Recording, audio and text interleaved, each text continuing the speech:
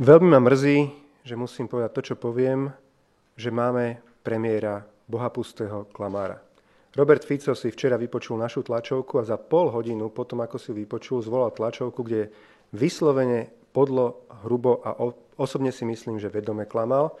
Nie, že si myslím, som o tom presvedčený, lebo nemôže povedať, keď na tlačovke povieme, že sme vyslovene proti kvótam, na tlačovke povedať, že Olano a Nova sú zrazu za kvóty. A na tomto si postaviť celú tlačovku a takýmto podlým spôsobom klamať ľudí. Z tohto je vidieť, že Robert Fico z tejto témy utečencov a kvót jednoznačne chce iba vytlkať kapitál politický, chce z toho urobiť tému pred voľbami, chce, aby silou mocou si ľudia na Slovensku mysleli, že jediný záchranca Slovenska pred utečencami a kvótami je Robert Fico a vládna strana Smer. Považujeme to za podlé a veľmi ma mrzí, že Robert Fico včera v priebehu 20 minút 4-krát vedome klamal o veľmi závažných veciach. Možno si Robert Fico myslí, že keď nejaký výrok vysloví ako premiér, tak automaticky sa to stáva pravdou. Pravda vždy zostane pravdou, lož vždy zostane lžou. Viem, že v Smere si myslia, že keď 100-krát zopakujú lož, tak stáva sa pravdou, ale Robert Fico, nie je to pravda. Pravda bude vždy len pravdou, lož bude lžou a preto my sme proti kvótám a zostaneme proti kvótám a zároveň vždy budeme tvrdiť, že to, že dnes máme kvóty na Slovensku, je len a len dôsledok nezodpovedného správania sa Roberta Fica. Prvýkrát bol nezodpovedný v roku 2008, kedy bez toho, aby čo i len rozmýšľal, alebo sa snažil vyrokovať pre Slovensko výnimku, akú si vyrokovalo Dánsko, zobral Lisabonskú zmluvu aj so všetkou špinou, ktorá k nej patrí. Zbavil Slovensko suverenity, hoci v tom čase vládol z SNS a bohužiaľ prisluhovala tomu aj strana Belu Bugára. Zbavili Slovensko suverenity, zbavili možnosti sa brániť v takýchto závažných situáciách alebo zlomových situáciách a dnes len znášame dôsledky nezodpovedného správania sa Roberta Fica alebo poklonkovania Bruselu.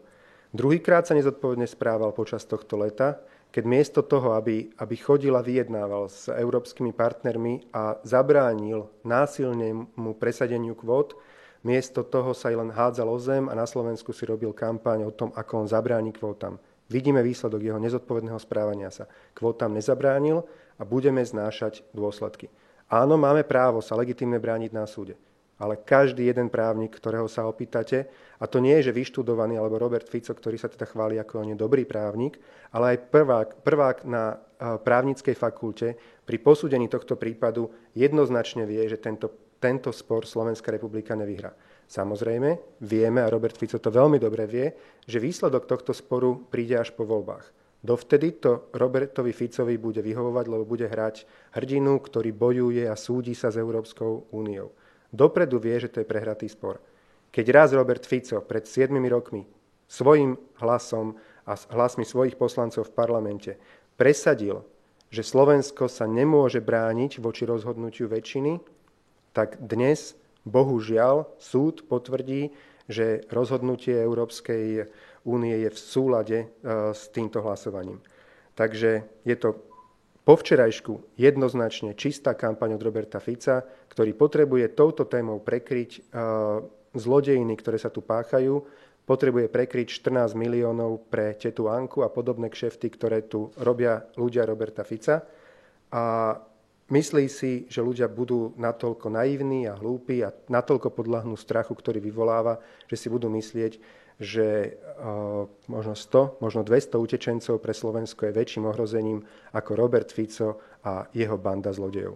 Nie. Skutočným a reálnym ohrozením a miliónkrát väčším ako 100 alebo 200 utečencov je Robert Fico a jeho banda zlodejov.